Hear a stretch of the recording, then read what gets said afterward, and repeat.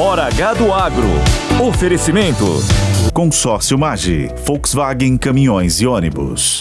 E novo Meteor Highline da Volkswagen Caminhões e Ônibus.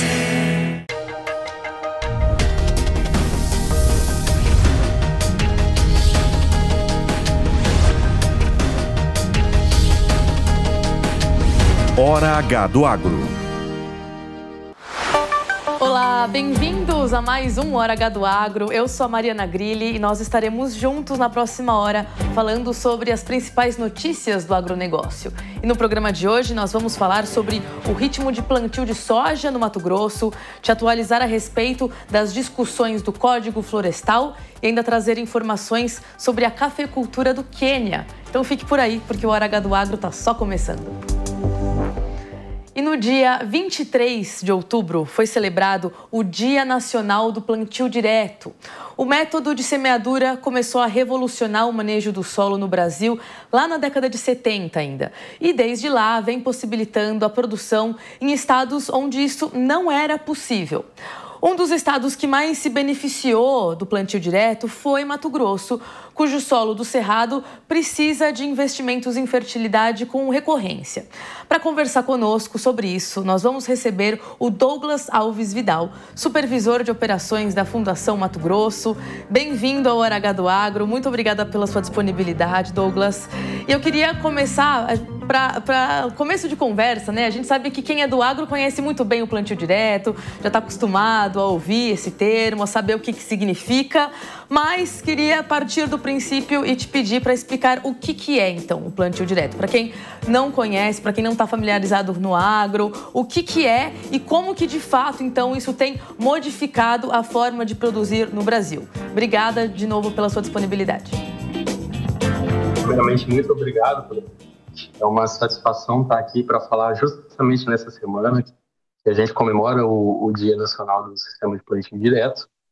E eu vou ser bem sucinto e bem simples na explicação para que todos entendam perfeitamente. Então, o sistema do plantio direto ele começou a ser instalado no Brasil ali no finalzinho da década de 60, mais para o início da década de 70, mas ele foi amplamente difundido no Brasil só a partir da década de 1990. De lá para cá, a gente teve muitas mudanças, muitas alterações que a gente deve discorrer aqui ao longo da entrevista. Mas é importante frisar o quê? O sistema de plantio direto ele é baseado dentro de 3 pilares. Não revolvimento do solo, manutenção de palhada do sistema e rotação de culturas, visando uma preservação do solo e do sistema de produção. Perfeito. Então, aquela ideia, né, só para situar bastante o pessoal que não entende do agro, que não está familiarizado, aquela ideia antiga de arado, de ficar fuçando na terra, né, é exatamente isso que o plantio direto não quer, né, deixa o solo intacto, coberto com palhada, fazendo todo esse mix de cobertura para questões, né, que são benéficas para os nutrientes. E aí, então, você disse que existe uma maior proporção disso no Brasil, né, da prática do plantio direto no Brasil, a partir da década, então, de 90. Eu queria entender um pouco esse histórico na pesquisa, né? O que a gente tem visto de melhorias de lá para cá e o que vocês acreditam dentro da Fundação que é possível, inclusive, melhorar? Como que vocês acompanham essa parte dos avanços do plantio direto? Perfeito. É bom a gente voltar um pouco em história, sendo bem breve só para o entendimento. Então, quando se falava em sistema de plantio direto na década de 70, a gente falava de mexa o mínimo possível no solo, plante sem revolvimento. Hoje é uma sistemática completamente diferente. O nosso solo ele é um ser vivo. Ele tem uma infinidade de variáveis que interferem na produtividade e na sustentabilidade do sistema que a gente está conduzindo. Então, lá no início da década de 70, falava-se de plantio direto, era isso. Soja, milho, pouco revolvimento de solo, feito com plantadeiras convencionais. De lá para cá, a gente conseguiu melhorar esse sistema em todas as áreas do conhecimento. Então, quando se fala de máquinas, a gente teve um grande avanço de engenharia de máquinas, de semeadoras, de todas as empresas possíveis, pensando em revolver o mínimo possível do solo. Então, em alguns casos, você já chega na área, você consegue ver só aonde ali a lâmina de corte para a introdução da semente passou, que é um mínimo de revolvimento possível. A gente teve avanços nesse sistema, tentando entender a área de nematóides. Então, em algumas áreas do país, a gente já está falando de inviabilização da produtividade devido a nematóides. Então, através do sistema de plantio direto, na escolha correta da cobertura, daquilo que a gente está estudando aqui, daquilo que a gente quer entender que pode ser ou não um problema para o produtor, a gente vai avançando nesse sistema. Então, hoje a gente já faz sistema de plantio direto. Soja, milho, algodão. A gente não fala mais só dessas três, a gente entra com novas coberturas, a gente fala de trabalhar com vários tipos de braquiária, vários tipos de leguminosas, crotalárias, que são coberturas que têm, de certa forma, uma adição benéfica para a cultura de interesse. Então, eu estou falando de fixação de nitrogênio, eu estou falando de ciclagem de nutrientes, eu estou falando de redução de nematóides patogênicos para as culturas de interesse, eu estou falando de redução de doenças. Então, é um sistema vivo, ele é extremamente integrado. Perfeito. Você traz essa visão bem ampla, né, dos benefícios, então, do plantio direto, mas ainda assim, a gente precisa lembrar que isso também está muito ligado com as propriedades do solo, como você mesmo está falando, né? Praticar o plantio direto no Maranhão é uma coisa, no Rio Grande do Sul é outra, no Mato Grosso é outra. O que você traz para a gente desse ponto de vista também do quanto que a ciência agronômica precisa estar atenta para não pasteurizar o plantio direto, né? Para que ele realmente seja efetivo, que seja uma técnica, uma ciência, que também seja adaptada às diferentes realidades do Brasil, né? Como que, eu sei que você fala, claro, do estado do Mato Grosso, mas como que você avalia essa questão do ponto de vista de ciência agronômica e do avanço do plantio direto no Brasil? Perfeitamente. Então, cada região do país, ela tem uma característica climática diferente. E a gente não pode levar a ferro e fogo o que é executado em um local pode ser perfeitamente replicado em outro. Então, a pesquisa entra para entender isso. Quando eu falo especificamente de Mato Grosso, por exemplo, eu tenho um regime hídrico, quando comparado toda a região do Brasil, é favorável para a produção de grãos. E quando eu vou indo para outras regiões do país, essa distribuição de chuva ela é um pouco diferente. Eu vou ter situações em que o estado ele tem um pequeno volume de chuva e muito bem distribuído, e eu vou ter estados em que eu tenho muita chuva, mas muito mal distribuído. E isso tem que ser muito bem estudado, caso a caso, região a região.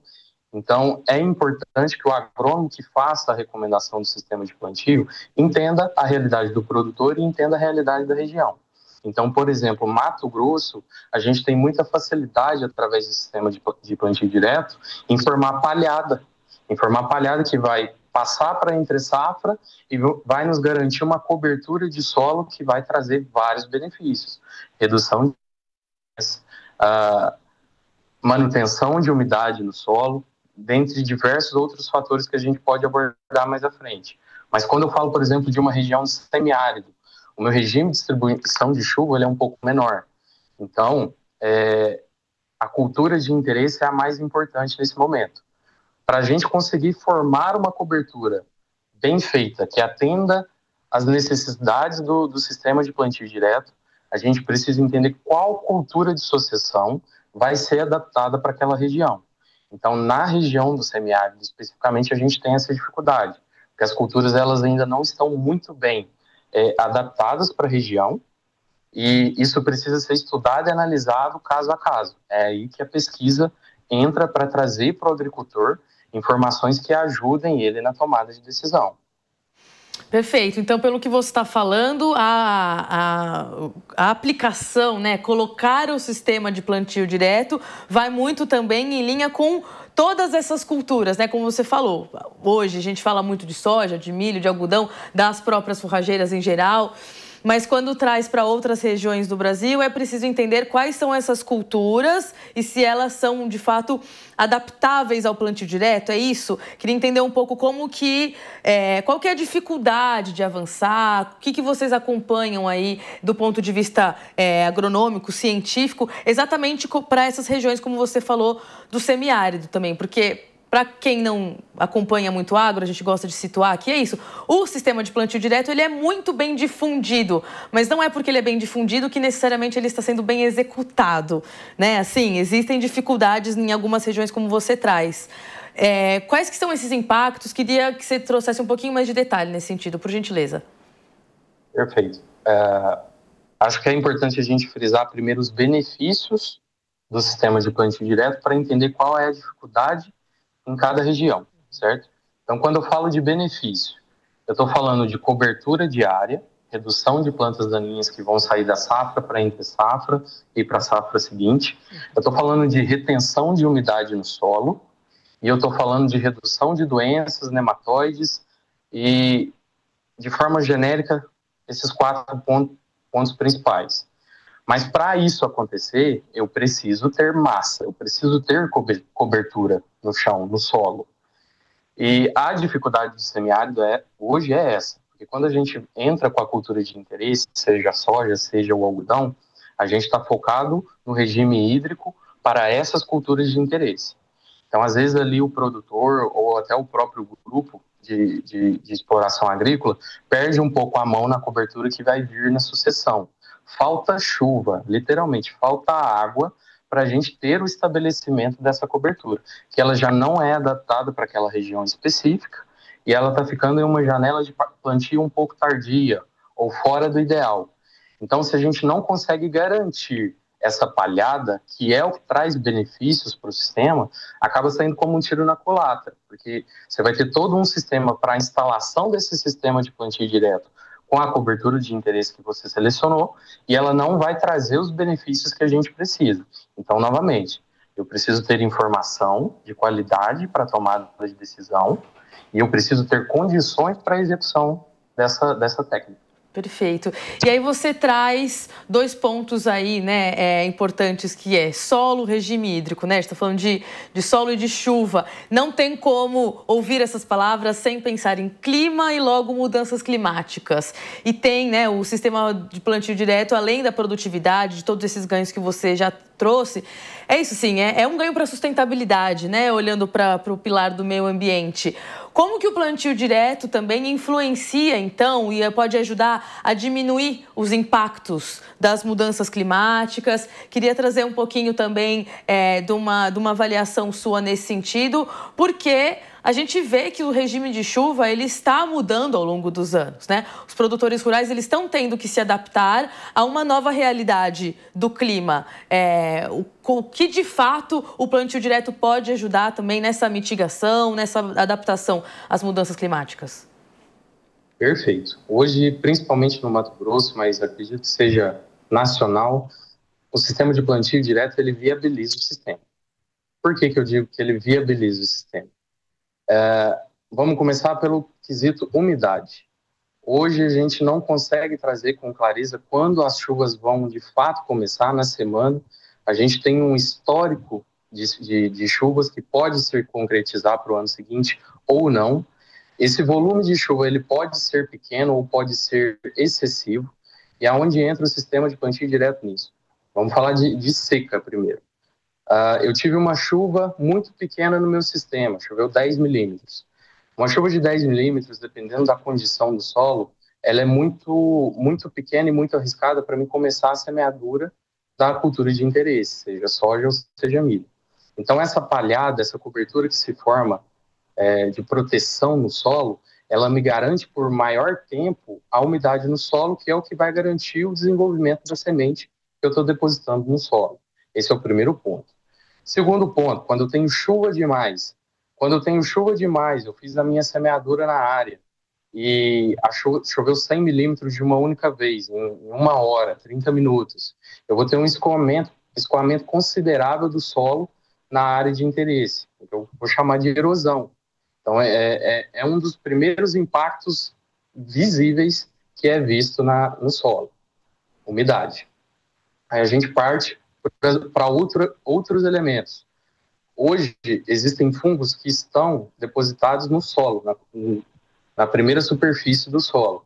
E o que leva eles para as plantas é a chuva. Então, a gota de chuva cai no solo e transporta o fungo para a planta, que vai se desenvolver no ciclo da soja, no ciclo do algodão, no ciclo do milho. Essa cobertura que a gente coloca no sistema de plantio direto funciona como uma barreira para que esse patógeno não encontre a cultura de interesse. Outro ponto que também vale a pena ser citado, além de água e além de doenças, nematóides. Então, como eu disse, tem áreas de interesse no Mato Grosso e no Brasil que está sendo inviável a produção agrícola, porque o nematóide está reduzindo produtividade em 50%, 60%, 70%. Então, dependendo do material que eu escolhi para formar a minha cobertura, eu reduzo significativamente a população de nematóide, que vai seguir para a safra de interesse, certo? Isso explica mais ou menos o que está sendo perguntado, né? Com certeza. Não, com certeza, porque é isso, sim. A gente está falando de uma série de variáveis, né? Quando a gente fala de mudanças climáticas, não é só se está chovendo ou não, é tudo isso que se transpõe ao solo, essa população do solo que muitas vezes a gente não lembra que existe, né? Como você falou, é um organismo vivo. Douglas, te agradeço muito a disponibilidade. Daria para a gente fazer um programa inteiro aqui falando de plantio direto, mas te agradeço muito até por esse marco, né, essa comemoração do Dia do Plantio Direto, e lembrando que é uma ciência que, inclusive, é exemplo para o mundo inteiro, né? Tem muito país que procura fazer o plantio direto, como no Brasil. Obrigada pela disponibilidade. Fica aqui o convite para você voltar em outras oportunidades. Muito obrigado. Tchau, tchau. E o Programa Nacional do Álcool, conhecido como Proálcool, completa 50 anos em 2025. Foi um divisor de águas para o Brasil, viu? Ele foi criado em 1975 pelo governo brasileiro e não foi apenas por uma escolha ambiental, não, mas por uma necessidade da época de sobrevivência econômica diante da crise internacional. Com o choque do petróleo na época, o país precisava urgentemente reduzir a dependência do combustível fóssil importado, que drenava as reservas financeiras do país. O programa deu início à maior iniciativa de biocombustíveis do mundo. Na década de 80, o etanol cresceu, dominou o mercado automotivo e então impulsionou a agricultura. A cultura de cana-de-açúcar se expandiu, ocupando milhões de hectares pelo país e gerando uma expertise agrícola em grande escala, que muitos especialistas apontam hoje como fundamental para o sucesso do agronegócio, inclusive em outras culturas, como a soja por causa do biodiesel e o milho também por conta do etanol. Após uma fase de crise por problemas de abastecimento nos anos 90, a renovação do Proálcool foi liderada pela tecnologia. O lançamento do motor Total Flex em 2003 revolucionou o consumo e os brasileiros ganharam a liberdade, então, de escolher entre etanol e gasolina com base no preço, estabilizando aí o mercado e fortalecendo novamente a cadeia produtiva. Agora, o grande desafio para o Proálcool é manter a relevância global. Com a ascensão dos carros elétricos e a inovação tecnológica mundial em veículos a bateria, o Brasil estuda novas estratégias para manter o legado dos biocombustíveis, do que hoje a gente conhece no Brasil muito como RenovaBio, né? Isso cresce cada vez mais, se expande, inclusive aí ganhando novas matérias-primas, como a gente falou aqui do milho, né? Que vem ganhando muita área produtiva no Brasil por conta do etanol. E a semeadura da safra 2025-26 de soja está adiantada no Mato Grosso, já atingiu cerca de 44% das áreas previstas para o estado. Um dos fatores positivos são os níveis de chuva no estado, que estão deixando os produtores confiantes para uma boa produtividade. Para trazer mais informações e análises sobre o andamento da safra, nós vamos conversar com o Rodrigo Silva, que é coordenador de inteligência de mercado do IMEA, o Instituto Mato Grossense de Economia Agropecuária, que acompanha todo dia o andamento desse plantio, como que anda, inclusive, o humor do produtor rural. Então, Rodrigo, obrigada pela participação, pela disponibilidade. Eu quero começar, então, pedindo para você atualizar o andamento do plantio no estado, como que estão aí também, inclusive, os custos de produção para essa cultura, porque o produtor rural também dorme e acorda pensando nisso, né? Bem-vindo de novo, obrigada. Boa tarde, Mariana, muito obrigado pelo convite, sempre um prazer aqui conversar. E bem, semana passada a gente viu um avanço bem considerável, a gente chegou aos quase 44% da área que a gente está estimando, e para essa semana acabou de sair o dado, inclusive aqui, toda sexta-feira a gente divulga, e o estado hoje chegou a 60% da área que a gente está prevendo. Então hoje, nas nossas previsões aqui, nas análises, a gente tem uma área de 13 milhões de hectares de soja a serem esperados, e desses 13 milhões, 60% já foi semeado. A gente, então, como você falou, há níveis de chuva bem interessante que fez esse avanço considerável ali em relação ao ano passado, mas agora, nessa última semana que passou, a gente viu não tantos grandes volumes, então esse avanço foi menor que em relação à semana passada, mas ainda assim a gente está acima da média histórica e ano passado. Tá? Então a gente tem um ano ainda bem proveitoso, a gente espera. Realmente a gente tem uma perspectiva da próxima semana que reduz um pouco chuvas de forma pontual ao longo do estado, o que vai ser um sinal de atenção, mas o produtor já está de olho, tanto que a nossa expectativa é que próxima semana esse avanço da semeadura seja um pouco menor, mas ainda estando tudo dentro da normalidade histórica aqui do estado. Mariana. Perfeito. Essa semana eu estive no Mato Grosso ali, eu rodei um pouquinho a região de Paranatinga, pelo menos nessa região ali que a gente está falando, mais próximo ali do Parque do Xingu, ali uma região meio de transição, né, Cerrado Amazônia, os produtores estão satisfeitos mesmo, né, com os volumes de chuva que estão chegando conforme o esperado. Mas eu até levei uma bronca falando que não dá para generalizar para o estado todo, porque tem região que está precisando ainda de chuva, né? Como que o IMEA acompanha isso quando vai fazer essas médias? Queria até trazer um pouquinho dessa curiosidade em campo mesmo, né? Como que vocês monitoram? Tem equipe em campo? Tem, enfim, entrevistas, coletas de dados com produtores? É tudo por georreferenciamento? Como que vocês levantam e acompanham isso? Porque de um dia para o outro realmente pode fazer muita diferença, ou para o avanço ou para, enfim, né, essa espera no plantio. Perfeito. E foi um pouco de tudo que você acabou comentando, né? Então, a gente faz o levantamento com todos os agentes de mercado aqui do estado, a nível municipal. Então, praticamente todos os dados que o IMEA tem é de nível municipal. Então, a gente vê o município, porque é um estado tão grande quanto Mato Grosso, a gente precisa olhar a nível municipal para conseguir trazer essa representatividade de nível de estado com uma boa acurácia.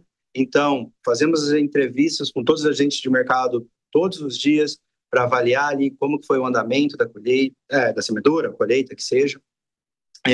Também, ao final da safra, a gente vai acompanhando via as imagens satélite. Quando a safra realmente finaliza, aí a área a gente acaba finalizando, usando o dado que a nossa equipe de geoprocessamento, né, das imagens que analisam as imagens satélite, acabam fazendo. Então, a metodologia é basicamente essa. Então, acompanhamento diário com todos os agentes de mercado, geral, então, produtores, todas as empresas, etc.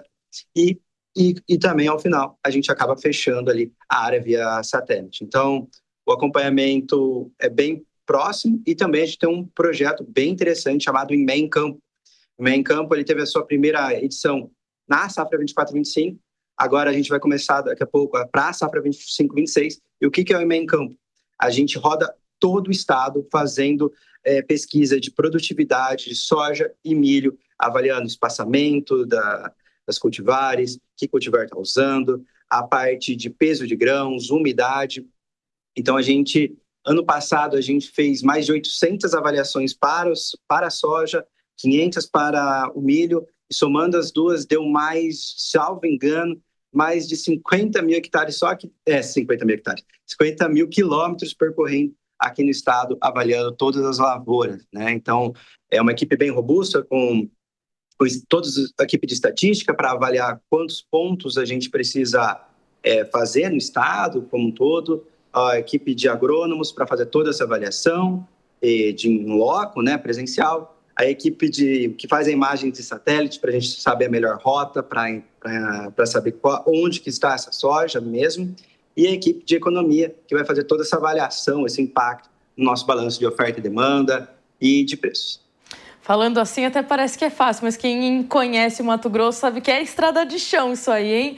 É terra, é trabalho, trabalho. Interessantíssimo saber como que isso se desenvolve, porque é isso, o estado é enorme, tem áreas produtivas que é isso, demora mais de 1 hora para cruzar a mesma fazenda, né? Então, só para situar quem está nos assistindo aqui. Perfeitamente. E eu queria... E uma coisa interessante... Desculpe, Não, falar. Por favor, pode completar. Não, mas é uma coisa bem interessante, a gente não fica realmente só no eixo ali das BRs, a 163, por exemplo. Não, a gente faz como você falou, Mariana, a gente percorre todo o estado, bem interior, por isso que as imagens de satélite são cruciais para a gente saber a rota ali, se vai ter via mesmo, que se é estrada de chão, se vai existir alguma que o time consegue passar, então a gente roda bastante para rodar 50 mil quilômetros dentro do Mato Grosso, não é fácil não. Sim, até porque eu sei que tem aí obras acontecendo, pavimentação acontecendo ali pelo 158, né? Mas não vou entrar na questão logística aqui, não. Vou continuar falando, inclusive, dos relatórios, porque o IMEA publica semanalmente relatórios, informes sobre diversas culturas do estado, diversas atividades. Uma delas é a pecuária, e a gente tem aí, com base no relatório de vocês, mostrando que um desses dados mostra que o custo da atividade de ciclo completo na pecuária do Mato Grosso foi o único a cair no terceiro trimestre desse ano, né, 2025. Enquanto os sistemas de cria, recria e engorda apresentaram alta. Eu queria saber se você pode explicar um pouquinho para a gente por que isso aconteceu, e aí a gente fala um pouquinho de pecuária aqui e um pouquinho de milho para cobrir um pouquinho de todas as frentes do IMEA. Perfeitamente. Então, como que a gente faz o custo de produção aqui nosso do IMEA? Tá? A gente faz os que a gente chama de painéis modais. Então, a gente vai nos sindicatos rurais do município, convida os produtores do município e a gente faz uma reunião com eles para avaliar qual que seria essa fazenda modal. Eu estou usando o termo modal porque, lembra, média, moda. A média ela vai aproximar os maiores e os menores. A moda ela vai ver onde essa população mais se enquadra. Então, eu quero dizer, se a predominância é propriedades pequenas, a gente vai criar ali, junto aos produtores, uma propriedade pequena. Se é uma propriedade grande, a gente vai fazer uma propriedade grande junto aos produtores. E porque, como a gente falou, é um estado gigantesco e cada cidade tem a sua diferença de manejo, etc. Do ciclo completo nosso, hoje a gente vê essa questão que nos municípios que a gente fez o ciclo completo, a gente viu um baixo uso da parte de concentrados ali, quando compara a recria e engorda, tá? Não comparando ao ciclo completo por si só, mas com outros sistemas. Então a gente repara esse, e foi um dos que puxou, e principalmente a aquisição de animais. Então, fica um ciclo bem mais dentro ali, por assim dizer. Então, tem uma menor aquisição de animais do que os outros dois sistemas. Então, essa que deu a diferença. Então, os outros dois sistemas que a gente vê um uso maior em concentrados e, principalmente, aquisição de animais, a gente viu um aumento crescente. Então, recria e engorda, com a compra, o preço do bezerro aumentando em relação ao ano passado, é o que impactou bastante. Cria ali, comprar uma vaca e um touro, tudo mais, a gente viu também um aumento de preço. Então, esses dois, por essas diferenças de manejo, de conversa ali ao produtor, a regionalismo, a gente viu essa diferença por conta disso, Mariana. Ótimo, obrigada pelo esclarecimento. E aí, sobre o milho, queria entender um pouco também qual que é a situação de custo de produção que vocês estão olhando para a safra 25-26 de uma forma geral, mas o que a gente consegue falar olhando de despesas, sobretudo para a segunda safra, né? Porque o produtor está plantando a soja verão, mas com certeza já está pensando na safra também, na segunda safra, na safrinha, que já não é mais pequena há muito tempo, né?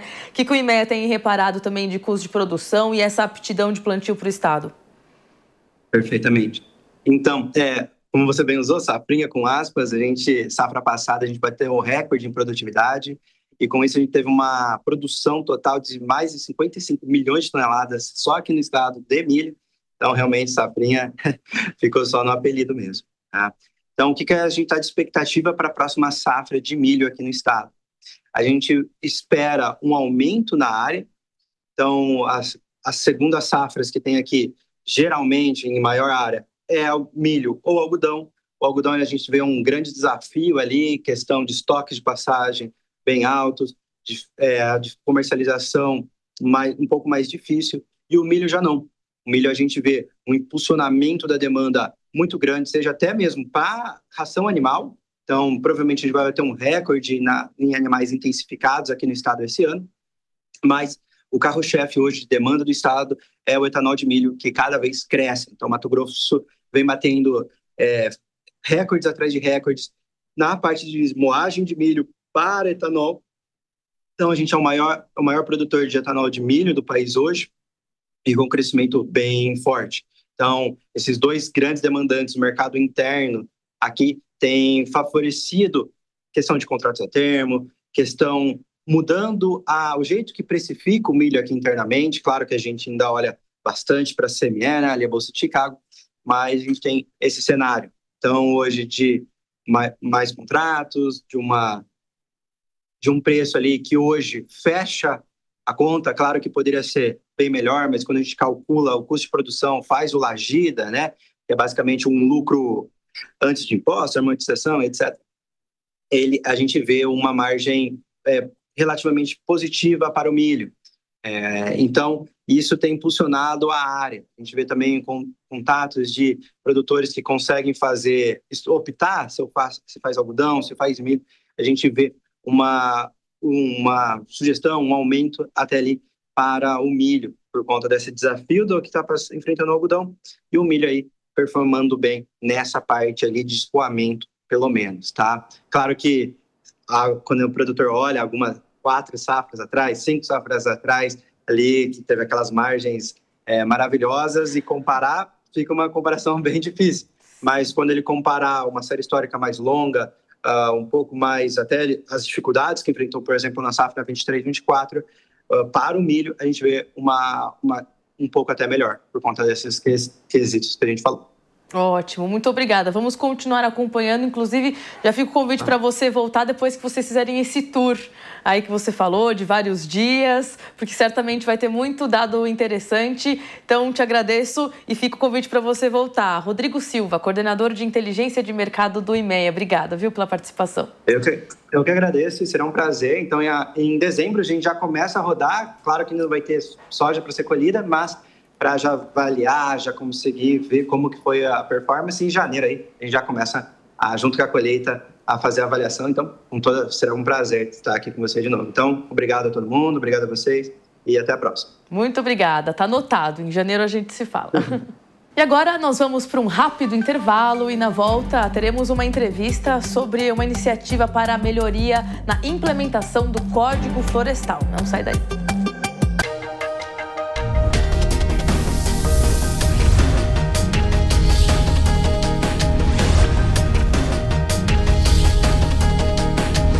Hora H do Agro.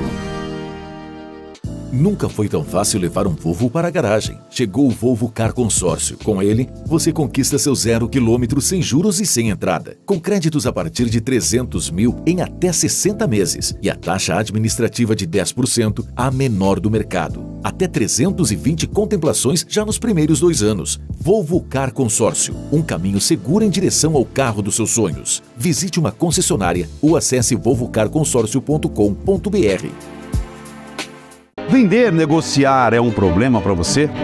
Acredita que é um dom ou que tem que enganar pessoas? Nada disso. Vem comigo que eu vou revelar o segredo dos maiores negociadores.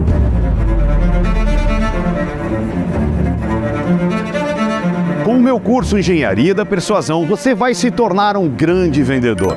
Vai aprender a conduzir as negociações passo a passo, evitar possíveis manipulações mentirosas e, o que é melhor, finalizar as vendas com total segurança. E é claro, você vai aumentar a sua lucratividade através de técnicas imbatíveis da persuasão.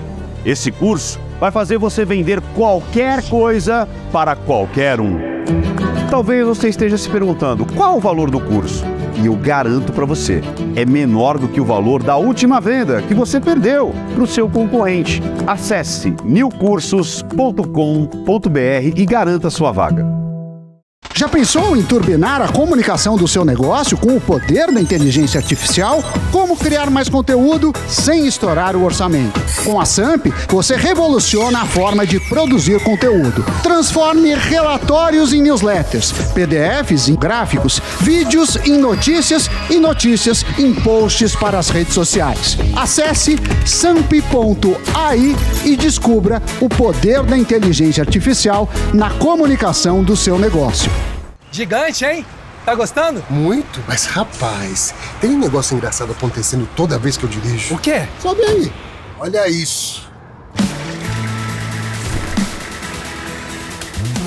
Depois que eu te conheci, fui mais feliz. Você é exatamente o que eu sempre quis. Te dei o sol, te dei o mar pra ganhar seu coração. Você é raio, saudade, meteoro da paixão. Volkswagen Meteor, pense gigante.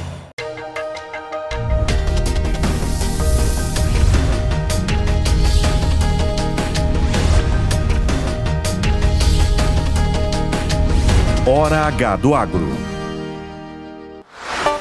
Estamos de volta com o Hora H do Agro aqui na Jovem Pan News. E o Código Florestal é o assunto da vez, porque ele é o principal marco legal para o uso da terra e cobertura do solo no Brasil.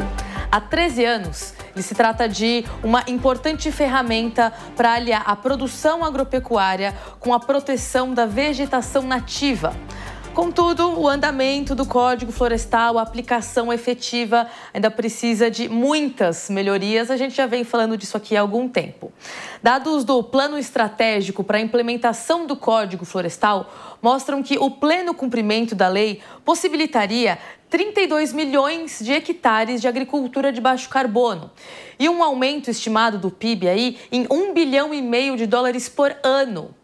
Em busca de melhorias, então, para a implementação efetiva do Código Florestal, organizações da sociedade civil, o setor privado e o poder público se reuniram essa semana em Brasília para a formação de uma coalizão em prol do Código Florestal, a fim, então, de reafirmar o papel de cada setor na efetiva implementação da lei, que é urgente. Então, para falar dessa iniciativa, nós vamos conversar com o Beto Mesquita, que é membro do Grupo Estratégico da Coalizão Brasil, diretor de Paisagens Sustentáveis da Conservação Internacional do Brasil, que é um dos braços, um dos membros que faz parte desse grande diálogo. Beto, bem-vindo ao Hora H do Agro, muito obrigada pela sua disponibilidade. Esse é um tema que a gente gosta de acompanhar de perto, porque é uma lei muito séria, que pode dar outra cara para o Brasil quando for implementada de forma, assim, efetiva, como a gente vem falando aqui.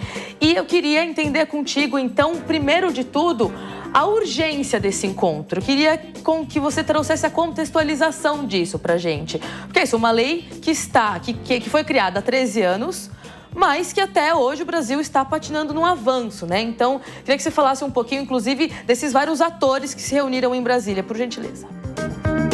Olá, Mari. Olá a todos que estão nos assistindo. Eu acho que a urgência, né, quando a gente está falando de uma legislação que esta última versão dela foi aprovada há 13 anos, pode até parecer meio um contrassenso, né? Mas como assim? A lei já existe há 13 anos e agora é que é urgente implementá-la? Na verdade, essa urgência é uma urgência de 13 anos.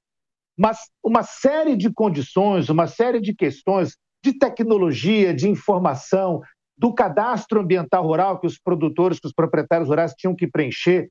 Essas condições foram as condições estruturantes que vinham sendo construídas ao longo desse tempo. Agora, nós temos quase 8 milhões de imóveis rurais cadastrados, onde os proprietários rurais, voluntariamente, né, por uma determinação legal, mas eles próprios autodeclararam o que eles têm de vegetação nativa, o que eles têm de agricultura, o que eles têm de plantações, e eles também declararam o que eles têm de passivos. O que a gente chama de passivo é aquilo que falta de vegetação nativa, seja na beira de rio, no entorno das nascentes, nas áreas mais declivosas, e aquele componente que é a reserva legal, que é uma porcentagem que, dependendo do país, pode variar entre 20% e 80% de cada imóvel que precisa ser mantida. Toda essa informação já está disponível. E agora é o momento da gente acelerar o processo de análise desses dados para que a gente possa garantir, no final do dia, a regularização ambiental desses imóveis. E este é um papel, embora a gente tenha na legislação a previsão de quem é que tem a responsabilidade de fazer cada uma das coisas, e cabe aos governos estaduais fazer análise do cadastro ambiental rural e implementar os programas de regularização ambiental, no nosso entendimento, no entendimento da coalizão, esta é uma tarefa que não pode simplesmente ser dita, tá bom, governo, faça aí, se vira e o problema é seu. E a gente fica esperando o governo encontrar uma solução. A gente entende que o governo tem o seu papel, alguns passos importantes, estruturantes, estão sendo dados, seja na esfera federal, seja na esfera de muitos estados. Os números mostram, e ontem, durante esse evento de lançamento do Pacto pelo Código Florestal, foi mostrado um pouco de como é que estamos avançando, ou seja, existe um avanço, mas é importante que a gente acelere essas medidas, acelere esse processo de regularização. E aí, estamos juntando os governos federal, os governos estaduais, o legislativo, o judiciário, o setor privado, as empresas, as lideranças do agronegócio, as organizações da sociedade civil, vários coletivos que têm no Código Florestal ou nos elementos que compõem o Código Florestal o seu papel, a sua atuação. E nós entendemos que, juntos, reunindo cada um desses ativos, cada um desses talentos, cada um com o seu papel, né? Como diz o ditado, cada um no seu quadrado, mas todo mundo se encaixando nessas peças do tabuleiro, é dessa maneira, com coesão, com união, que a gente pode avançar e acelerar a implementação do Código Florestal, para que a gente chegue em 2030 com toda a nossa agricultura, com toda a nossa agropecuária regularizada do ponto de vista ambiental. Sim, urgente, importante e um avanço que acaba tocando a todos nós brasileiros, né? Porque a gente às vezes pensa, o Código Florestal está lá longe, né? Eu sou de São Paulo, não tenho nada a ver com isso. E tem sim, porque além de ser uma legislação brasileira, é um benefício a longo prazo para o Brasil, para o planeta, né? Se a gente tiver essas áreas muito bem, enfim, esclarecidas, né? O Código na sua devida implementação. Inclusive, você falando desses atores aí, até sistema financeiro envolvido, né? Para saber como que os produtores, por exemplo, podem se adequar, conseguir crédito para se adequar, avançar o PRA, como você disse, né, o Programa de Regularização Ambiental. Agora, falando dos dados, né, você citou aí rapidamente, a gente falou um pouquinho de alguns dados na abertura, né, 32 milhões de hectares aí que poderiam ser considerados de agricultura de baixo carbono, a própria robustez que poderia dar para o PIB. Como que vocês chegam nesse número? Queria entender um pouquinho se você tem outros dados para mostrar para a gente, porque é isso, pelo que eu entendi, houve essa força-tarefa para reunir esses dados, para mostrar a urgência e tomara começar uma implementação aí logo, né? Esse é um ponto fundamental, Mari, porque, repare, a implementação do Código Florestal, muita gente pensa que ela tem um benefício apenas ambiental. É para cuidar das florestas, para cuidar da vegetação nativa, e, na verdade, ela é muito mais do que isso. Tem dois fatores que a gente percebe que são muito relevantes, que é a importância que a vegetação nativa tem para a sustentabilidade da agropecuária brasileira. A agropecuária brasileira ela é fortemente dependente da tecnologia e da capacidade de trabalho, de produção dos agricultores, dos produtores rurais, mas ela é também, quase que na mesma proporção, altamente dependente do que a gente pode chamar do capital natural que o país tem. São os serviços e ecossistemas que a natureza provê para a agricultura na polinização, na regulagem do ciclo hídrico, na regulagem da movimentação da água, da chuva, da atmosfera, todos os elementos, um conjunto de serviços que a natureza provê. Então, isso é fundamental para a sustentabilidade e prosperidade da agropecuária. Mas é também muito importante porque esse setor, que é um setor de peso na economia nacional, esse setor é importante que o país entenda que se a gente garante as condições que dão a sustentabilidade do setor, nós também estamos contribuindo com a economia do país. E as contas, então, que foram feitas pelo Planaflor, que é esse plano estratégico, pelo Observatório do Código Florestal, pela CPI, que é um centro de pesquisa ali na PUC do Rio de Janeiro, mostram, por exemplo, que muita gente falava assim, se eu implementar o Código Florestal, o país quebra, a agricultura quebra, a economia quebra. É o contrário. Nós conseguimos olhar para todas as atividades econômicas diretamente envolvidas com a implementação do Código, por exemplo, a restauração florestal de áreas, que é uma atividade altamente demandante de mão de obra e de insumos, a proteção das áreas, que pode ter um movimento de atração de recursos internacionais, mercado voluntário de carbono, pagamento por serviços ambientais, o fundo tropical. Tem uma série de mecanismos que tem que beneficiar a produção rural, beneficiar o imóvel rural que está preservando áreas de vegetação nativa ou recuperando áreas, porque a própria lei, e esse é um ponto importante, Mário, a própria legislação, o próprio Código Florestal diz isso. Proteger essas áreas é uma obrigação legal, mas elas geram um benefício coletivo. E, por causa disso, elas são meritórias de terem um apoio, seja para a sua recuperação, para a sua proteção. E isso movimenta a economia. A gente mostrou com esses números que o impacto no PIB é positivo. Ele é um impacto positivo se a gente consegue implementar todo o conjunto de ações, seja de produção, de restauração e também a adoção de práticas de baixo carbono, regenerativos, que também têm um impacto na economia positivo. Como o nosso tempo é curto, eu vou fazer uma pergunta com dois atores diferentes da mesma pergunta. Mas eu queria entender um pouco, a partir desse evento que teve agora essa semana em Brasília, o que vocês esperam, o que foi dito do ponto de vista do legislativo, porque afinal de contas é isso, é uma lei que existe há pelo menos 13 anos, né? A versão mais nova há 13 anos. Então, o legislativo eu entendo que precisa entrar com mais afinco nessa discussão. E o que vocês esperam também, o que foi discutido em relação à tecnologia? Porque como você mesmo já trouxe, né, Beto? Existe tecnologia, os dados eles estão aí. O Brasil, inclusive, é um exemplo nessa geração de dados, map biomas, enfim. Mas, pelo jeito, não está sendo usado na celeridade que deveria.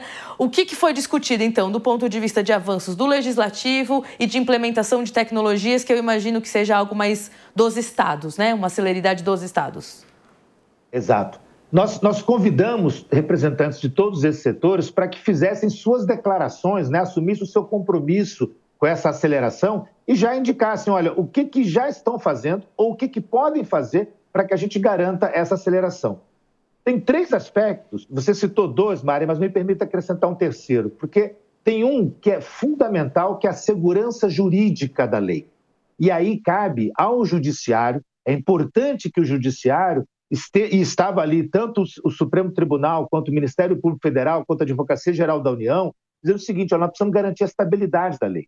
Essa lei já está clara como uma lei constitucional, vários dos seus dispositivos já foram mais do que analisados e validados. Nós precisamos ter a garantia de evitar a judicialização da implementação do Código Florestal. Esse é um ponto. O segundo que você mencionou, o legislativo.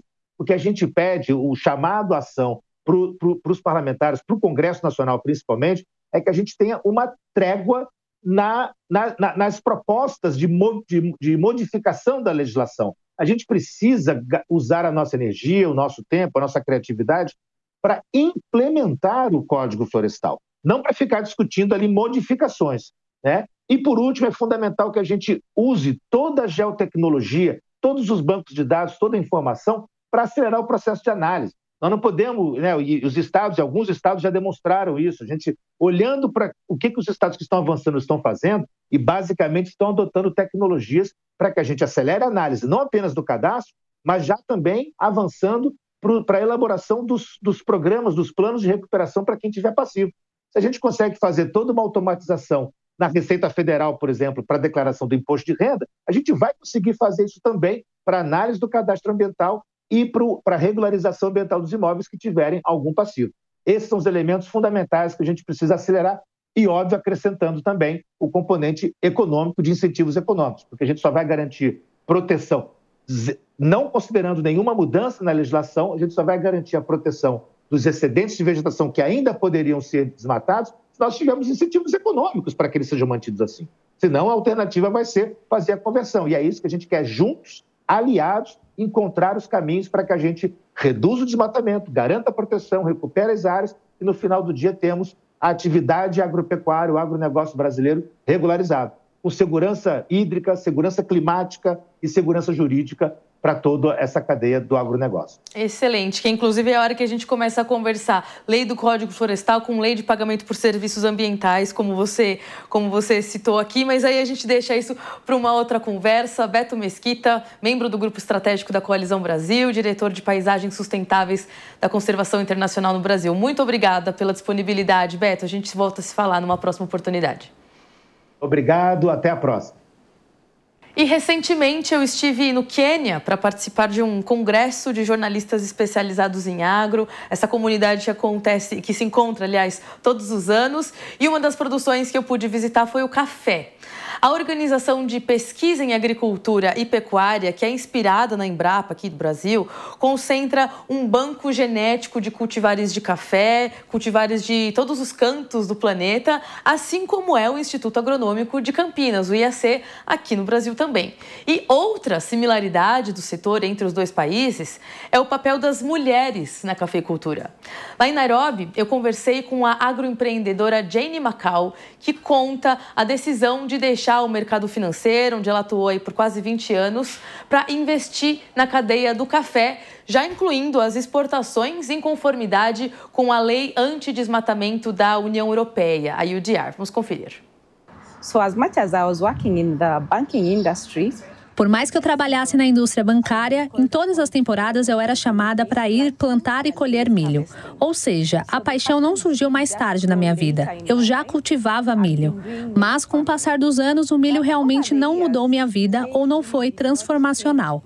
Não havia dinheiro no meu bolso no final do dia. E havia também muito roubo no plantio de milho, porque as comunidades em que vivo, algumas pessoas são de baixa renda. Então, eles roubavam meu milho. Eu fazia todo o trabalho duro, e no final do ano a maior parte do meu milho tinha sido roubada. Então eu me perguntei, quer saber? Não posso continuar fazendo isso. Meu marido e eu nos sentamos e dissemos, por que não cultivamos uma cultura na qual ninguém da minha comunidade se interessaria? Aí uma de nós, que é a Glória, tinha acabado de começar o cultivo de café dela e ela tinha um excesso de mudas. Então ela nos pediu para comprar as mudas e foi assim que a minha jornada começou. Então eu transformei uma das minhas fazendas de milho para café. E foi assim que eu comecei a jornada. E tem sido uma jornada linda. Eu sou muito apaixonada. Todo mundo me pergunta, como você muda de finanças para café? E eu lhes digo, quer saber? Minha paixão está aí. Eu sempre fui. Eu amo o meio ambiente. Eu amo a natureza. Então, eu voltei para a natureza e quero dar o melhor da natureza para o que há de mais refinado no mundo. E é por isso que eu estou cultivando o café. And I want to give nature's best to the world's finest.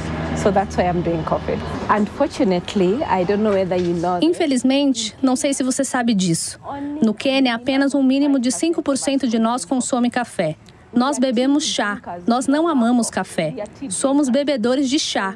Então, a razão pela qual nos aventuramos no cultivo de café é porque a maioria do nosso café é para exportação. Portanto, nós realmente não focamos no mercado local. Mas ele está surgindo. A classe média está começando a consumir café lentamente. Mas eu diria que a maioria do café queniano, 95% de tudo, é para exportação. E a maior parte é para a Europa? Ah, não, é para todos os lugares. Tem a Europa, tem os Estados Unidos. O mercado asiático está realmente em ascensão. Mas para nós, ou para mim, como OneReach, eu só entrei no mercado europeu. Então, estou procurando me aventurar no mercado asiático e nos Estados Unidos. Na verdade, o cultivo de café queniano é altamente regulado no Quênia. Portanto, a rastreabilidade está presente. Desde o momento em que você leva o seu café para a moagem, você recebe um código especial. Até o momento em que ele sai do Quênia para exportação, ele ainda segue com aquele código especial. Portanto, a rastreabilidade está presente. Mas, com o mercado europeu, como iniciamos o negócio com eles há mais de 6 anos, eles sabiam que a regulamentação da EUDR estava chegando. Então, o nosso comprador já nos apresentou a regulamentação da EUDR. Então, já em 2022, eles já haviam tirado polígonos e os nossos mapas para o nosso café. Então, nós já estamos prontos para a UDR. E o papel das mulheres na agricultura do Quênia vai além do café e também consegue contribuir com políticas públicas, como é o caso da alimentação escolar. Quem conversou comigo a respeito foi a Jaqueline Kungu, que é doutora e pesquisadora no Centro de Pesquisa em Saúde para a População Africana. Um exemplo-chave sobre o qual posso falar e que temos visto muito é o do empoderamento econômico. Então, ao incluí-los no ecossistema do Programa de Alimentação Escolar, eles fazem parte da economia local. Portanto, eles conseguem obter mais recursos disponíveis. Nós vimos isso ao longo da aplicação do projeto. Vimos ainda como eles conseguem falar sobre alimentos saudáveis e sustentáveis com mais confiança, porque nós também, como parte do projeto, comunicamos a educação nutricional necessária para que eles façam escolhas saudáveis. Então, não é apenas para fornecer alimentos saudáveis e sustentáveis, mas também para consumir alimentos saudáveis e sustentáveis.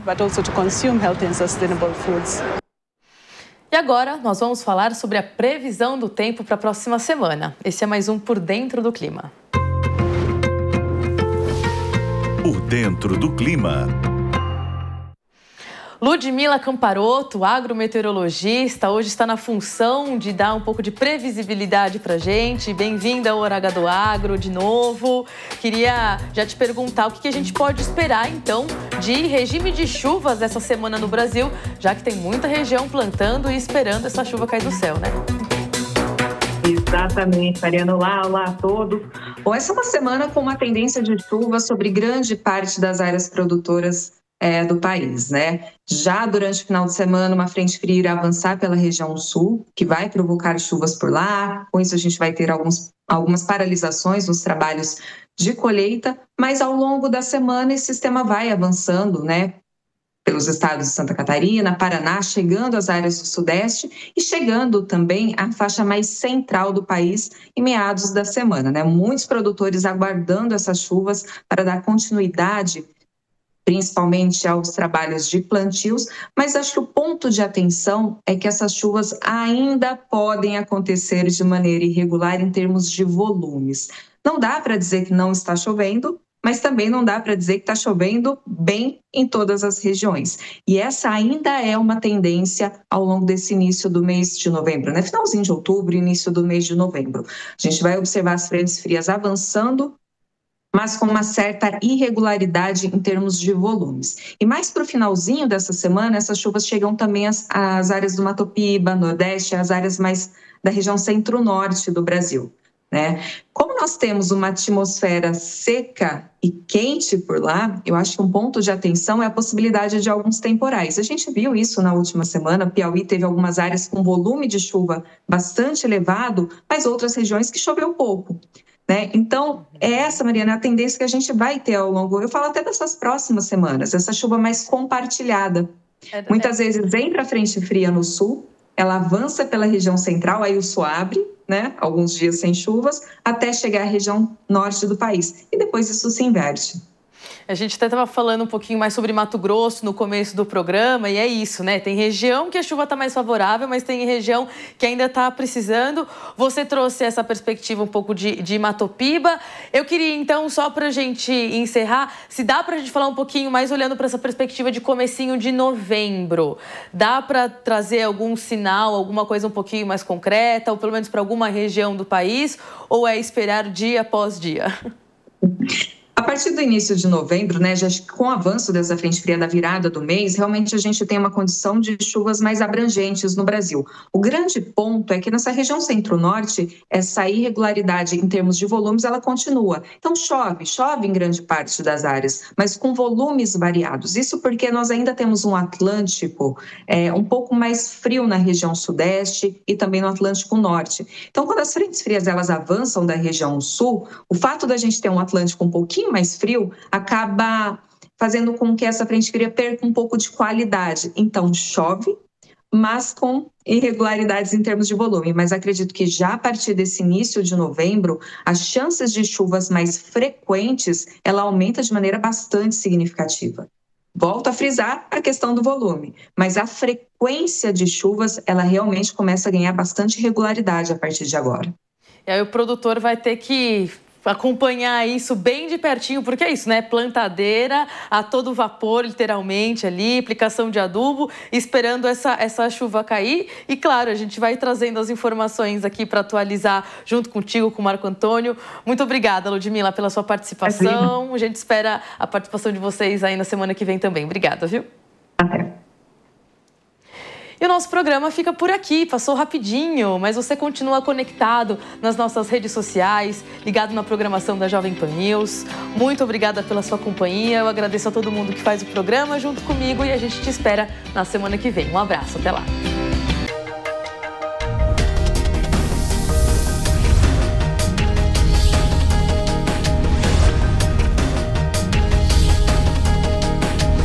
Hora H do Agro. Hora H do Agro. Oferecimento. Consórcio Magi. Volkswagen Caminhões e Ônibus. E novo Meteor Highline da Volkswagen Caminhões e Ônibus. A opinião dos nossos comentaristas não reflete necessariamente a opinião do Grupo Jovem Pan de Comunicação. Realização Jovem Pan.